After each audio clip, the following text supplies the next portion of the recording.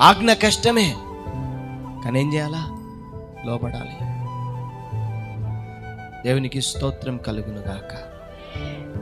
దేవుడు కొన్నిసార్లు సేవకుల ద్వారా గద్దిస్తూ ఉంటాడు, తన వాక్యము ద్వారా గద్దిస్తూ ఉంటాడు.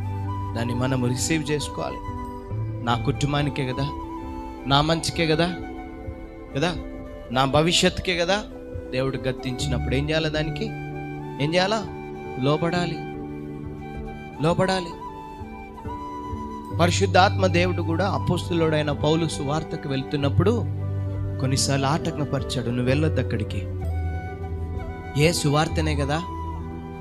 సువార్తనే కదా.